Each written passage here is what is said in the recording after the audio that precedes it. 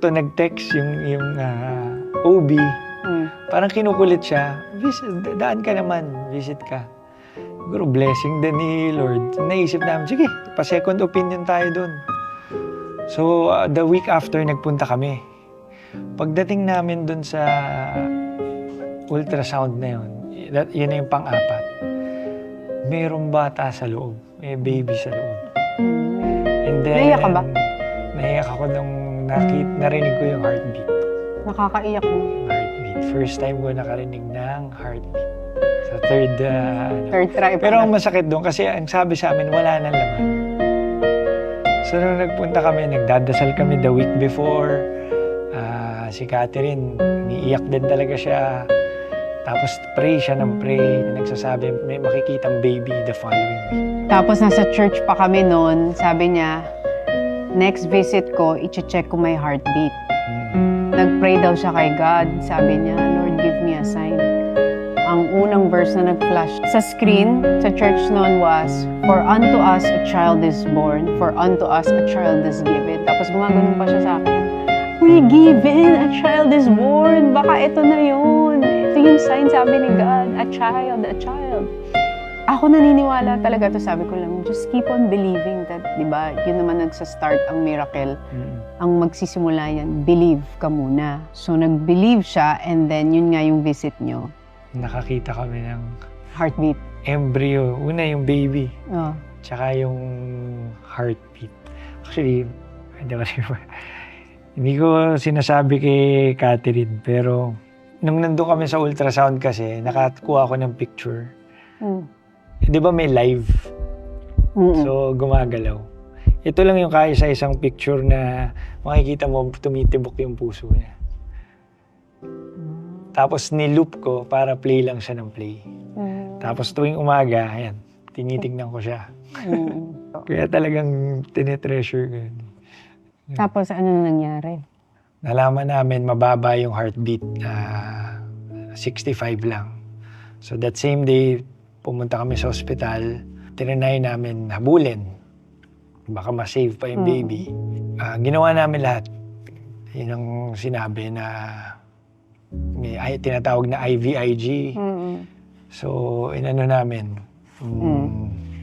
Tinanay namin i-save. And then, ang sunod namin na check-up ay December 23. Yung sinasabi sa akin ni Alex yun, siguro naman di ako papalungkotin ni God kasi the next day, birthday niya. Sabi ko, ano ba yan? Parang mag-iintay ka na naman sa... Mag-aantay ka na. Diba, ang hirap ng feeling na mag-aantay ka na naman. So pagkatapos noon, sinave namin. Siyempre, masaya ka, high hopes na baka bibigay sa atin bago magpasko. Pag-check natin, okay na. Nagkataon, a few days before, sabi ng doktor, ay, hindi pala ako pwede sa 23. Sa 28, baka pwede natin i-move. So, syempre, hanggang 28, expecting ka, happy. Nakalutang ka lang. Hindi mo alam kung dire-diretso ba tong happiness o... Di ba? Kasi ganun yun eh, pag nag-iintay ka. Tapos, hindi ko lang din sinasabi sa kanya, meron akong... Mahilig talaga ako mag-research ng mga miracle stories tungkol sa pag ang heartbeat ba ay 65, eh, may chance pa ba? Kasi when the heart starts beating, dapat 100 na or 100 above at a certain time. Pero nag-promise ako sa sarili ko after nun, Lord, hindi muna ako magre-research. Isusurrender ko, titiwala kami sa'yo. And si Catherine, lagi niya sinasabi, we claim it, no, na magiging okay. Pero lagi ko rin sinasabi, sabihin natin, let's surrender it. Kumbaga, huwag na tayong expect or ano. Ang hirap kasing ma-disappoint na naman. Ang hirap. So sabi ko, siyempre gusto natin na i-claim, no? Gusto natin, naniniwala talaga tayo sa Panginoon. Pero nasa sa Kanya pa rin eh. Kaya sabi ko, ang next prayer natin, dapat let's surrender it. Talagang Lord, bahala na po kayo. Itong ano. So dumating yung December 28, hindi ko makakalimutan yun. Magkahawa kami ng kamay. Pagpasok na gano'n, nakita na namin kagad yung embryo, yung baby, pero wala na siyang heartbeat. And yung meron bago may color. Pag may walang color, wala na siyang life talaga. So nagkatingin na kami, gumalo na lang kami. We accepted it. Si Catherine, anong sinabi sa'yo? Si Catherine yung unang ganyan, strong siya eh. Pero nung umuwi kami nung gabi, doon siya nagbe-breakdown eh. Kasi siyempre, everyday mong inaalagaan yung sarili mo, napakaalaga pa niya sa katawan.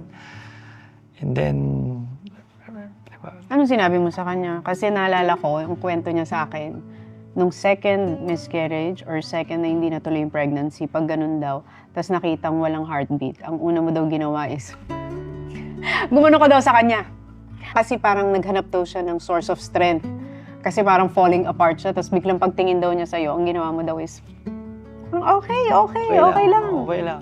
Kasi minsan sinisisi niya yung Sarili niya. Oo.